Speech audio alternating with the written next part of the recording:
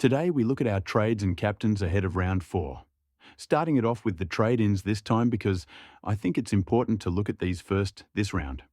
The number one trade target by far this week is Christian Moraes, the Port rookie who scored 93 last round and 64 in round 2 when he came on as the sub.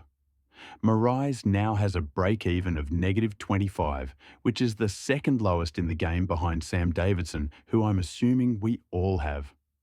But Moraes will go up in value an insane amount, so yeah, I would almost say everyone needs to be getting him in this round as the best cash gen option available.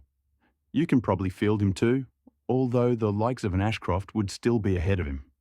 Another midfield rookie now is Harvey Langford, who spent a bit of time in my team in the preseason. Langford was initially used as the sub, but last week he was put into the midfield full-time and scored a 75. He had more centre bounces than Petrarca, and in a failing team, I think Melbourne will prioritise playing their young players now, and Langford should be staying in the side for the long run. I still have Moraes above him, but both are great options. Before we get to the others though, as always make sure you are subscribed to the channel. I'm hoping we can push past the 850 mark this week, which would be awesome. So yeah, please take a couple seconds and help me out. Thanks. Now then, a few more rookies in the backline popped up. Toby Travalia came into the team with Jack Steele being a late out. He scored a 63, I believe, in 70% time on ground. It's a good score, but we need to be wary that he was only in the team because Steele was out, and I do not back his job security at all. We also had Saad El Hawley come in as the sub, and he looked fantastic when he came on. However, I still wouldn't be going there yet. Riley Bice is the one I'm interested in though. He has only played one full game so far, where he scored a 60, and he also had 30 in 30% time on ground when he came on as the sub in round 1. His break-even is at -3, and he has looked really good for the Swans.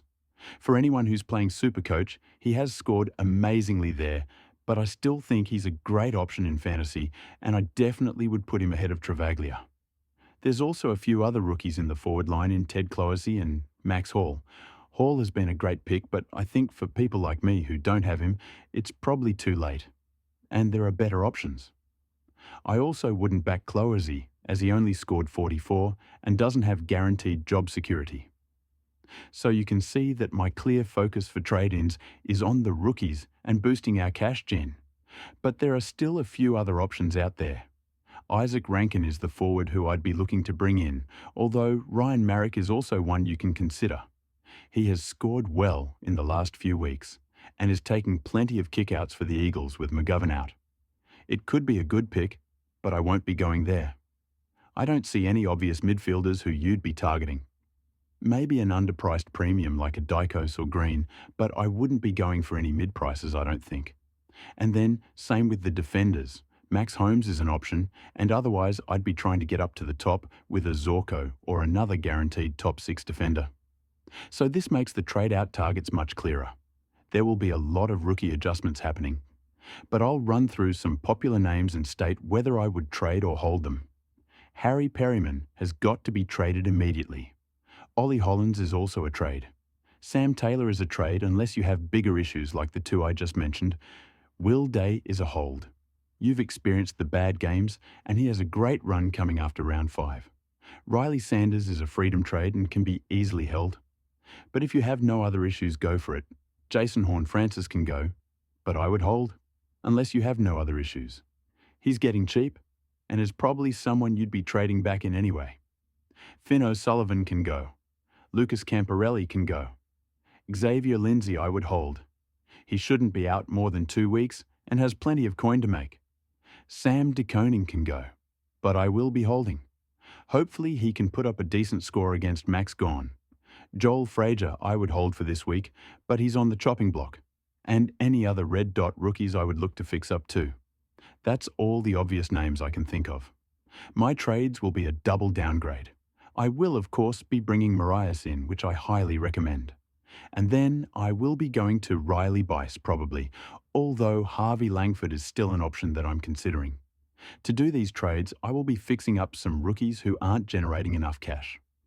They are Finn O'Sullivan, who just hasn't scored high enough, and Lucas Camporelli, who has been dropped for the second week in a row after being subbed. They aren't the most exciting trades, but it's about the long-term thinking and making sure my team value is strong for the season. Then for captain options, Tom De Koning tonight is obviously one. Max Gawn could be one against the Cats. Jordan Dawson could be a vice-captain option. But I'm backing Dane Zorko in as my VC against Richmond, where I'm hoping he will go huge. Harry Sheasel might be big, but only if he avoids the tag against Sydney, and Zeri could be good, but I'm slightly worried about that injury he had. Tom Green against the Eagles will be big, I think, and I'm hoping Connor Rosie could bounce back well against the Saints. A final smoky call I have is Caleb Daniel against the Swans, who are typically a very good matchup for halfbacks. I'm not saying he'll have a huge ceiling score, but 110 or more is likely. And then for the rookies, I'll be looping between Bice and Sam De Koning in the backline, so Sam will start on the bench with my emergency. I, of course, will use Zach Reed to do this. In the midfield, I'll have Moraes in case he has another good score against the Saints who give up plenty of points.